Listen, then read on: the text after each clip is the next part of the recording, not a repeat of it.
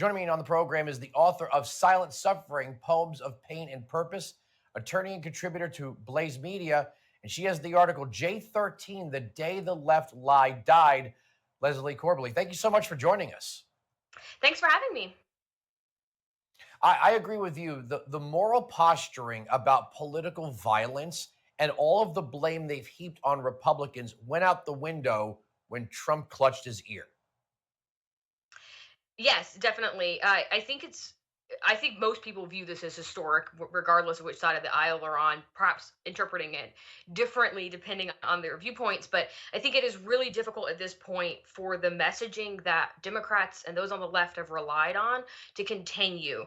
This idea that they're the people over politics party, for example, and the weaponization of phrases such as words such as tolerance and compassion. I think it's going to make it really hard for that to be their ongoing messaging to the American public when you have the events that unfolded this past Saturday in the rearview mirror. Look, I might be here at Salem News Channel now, but I cut my teeth in television in the early stages of Blaze Media, where you are right now. I know how this game is played.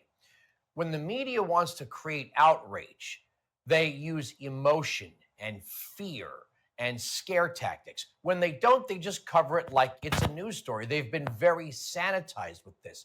They haven't been playing clips of Representative Dan Goldman saying that Trump must be eliminated, or Biden saying he belongs in a bullseye, and all these other things. Now, can we prove that that's why this shooter did what he did?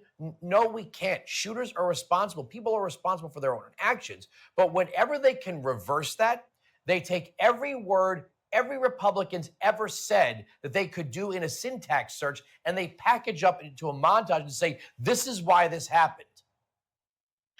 Yes, and that's a huge part of the problem is where we're at culturally as it relates to the weaponization of information. So that's where you mentioned things like how they frame these stories and when they're willing to use certain words in headlines or play certain clips of various politicians maybe using inarticulate language or out of context. That happens a lot as well, stripping stories of their context or words of their context. And culturally speaking, I think there's been this very shallow level of communication people are allowed to have. And one side of the aisle has been very good at weaponizing cancel culture because of the gatekeeping power that our institutions have, most of which run left. So you look at journalism, education, law, for example, Hollywood would be another. Most of those gatekeepers are obviously on the left. And I think some of that power is going to shift. It's going to become increasingly difficult to argue that the left holds this sort of moral high ground in relation to inclusion and compassion as we're more seeing the naked nature of the hypocrisy unfold before us. And so yeah, I think those double standards will be harder to hold. January 6th lasted all but 4 hours at the most. The Democrats immediately went into a mode of this was going to be the end of the United States as we know it. They framed an entire year of American cities on fire, billions of dollars of damage being done, businesses burned and looted, hundreds of police officers injured.